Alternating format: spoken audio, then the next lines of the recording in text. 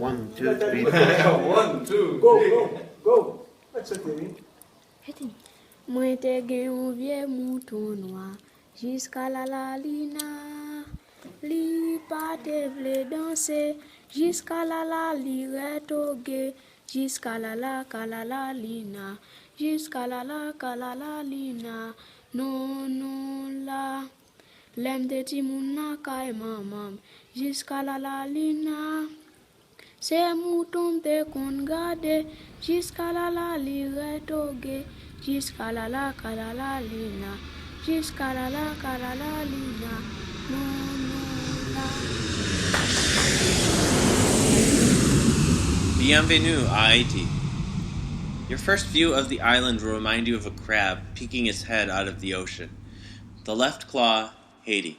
The right, the Dominican Republic. When you step off the plane, you are greeted by inescapable heat and oppressive humidity. You've just flown 6 hours from Seattle to New York and another 3.5 to Port-au-Prince. You climb into the back of a van with the rest of your delegation and whisk off toward the outreach to Haiti headquarters. From here, your first days in Haiti revolve around getting to know the struggling country. You will visit steelworkers, artisans, a history museum. Near the hub of the city, you will come upon the site of the National Cathedral that crumbled in the 2010 earthquake. What remains of its shell still climbs into the sky, only fragments of stone and remnants of stained glass. From Port-au-Prince, your delegation travels the long and bumpy road toward St. Anne.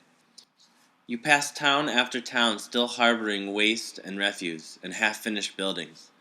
Occasionally you see a sign of progress. A new highway, or a bridge being built, all hoping to alleviate the overcrowded streets.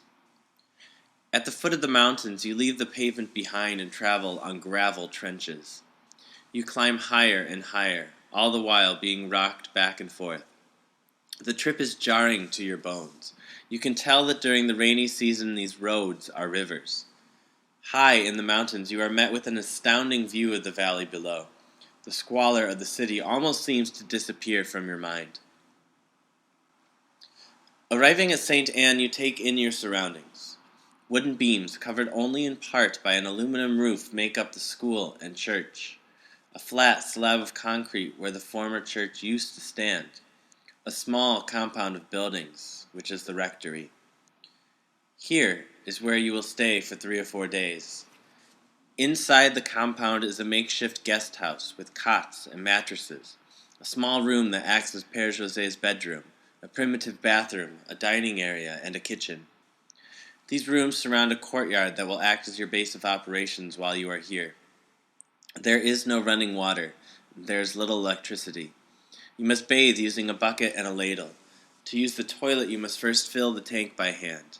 You're fairly certain that the chickens pecking at your feet might just be your next meal.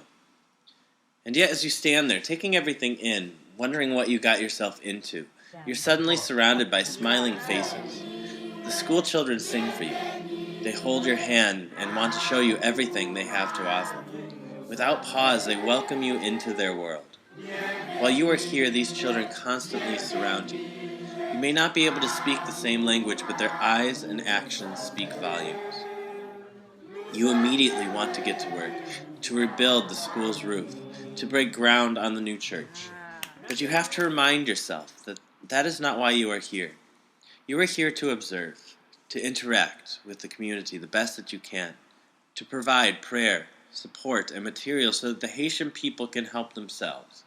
Without that, there will be no community ownership. The school and the church will not belong to them. It will belong to you. Along this journey, you will meet one incredible person after another. The bakers who provide sustenance for their community. The teachers who may walk hours on foot each day so that they can educate their students. The men and women who sell their wares at market each day. The local priest who gives everything he has to the village he serves. His nephew, who has come from Port-au-Prince and has been helping translate. At Mass, you are reminded of God's words. Psalm 100, make a joyful noise unto the Lord. Luke 21, a poor widow, out of her poverty, put in all she had to live on. Matthew 20, the last will be first, and the first last. As you listen to the glorious sounds of the choir, you know it's soon time to leave. Coming down the mountain, your heart is heavy. On one hand, you don't want to leave the children or their families. You've seen so much. On the other, you are aware that you are anxious for all the things you've taken for granted.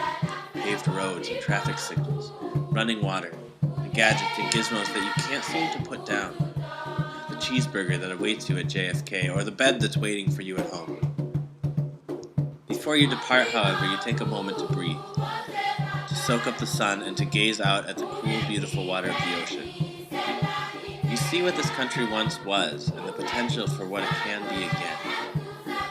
It is at that moment you realize that your journey isn't over. You are just beginning the good work that God has called you to do.